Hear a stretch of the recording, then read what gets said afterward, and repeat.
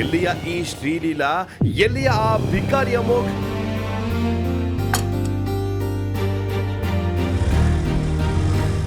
Madam 350 ಆಯ್ತು. Okay. Keep the change.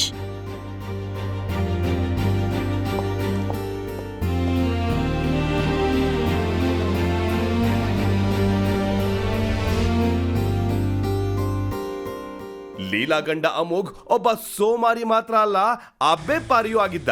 ಇವರಿಬ್ರಿಗೂ love marriage ಆಗಿತ್ತು. ಆದ್ರೆ ಲೀಲಾ ಪರಿವಾರದವರು ಲೀಲಾ ಡಿಸಿಷನ್ ಇಂದ ತುಂಬಾ ಬೇಸರ ಪಡ್ಕೊಂಡಿದ್ರು. ನೀನ್ ಯಾವತ್ತು ನಮ್ಮ ಮಾತನ್ನು ಧಿಕ್ಕರಿಸಿ ಈ ಬಿಕಾರಿನ ಮದುವೆ ಆದ್ಯೋ ಅವತ್ತೇ ನಿನ್ಗೂ ಈ ಮನೆಗೂ ಇದ್ದ ಸಂಬಂಧ ಮುರಿದೋಯ್ತು. ಇಷ್ಟು ವರ್ಷ ಪ್ರೀತಿಯಿಂದ ಸಾಕಿದ್ ನಮ್ಗಿಂತ ಈ ಬಿಕಾರಿನೇ ಹೆಚ್ಚಾಗೋದಲ್ವಾ ನಿನ್ಗೆ?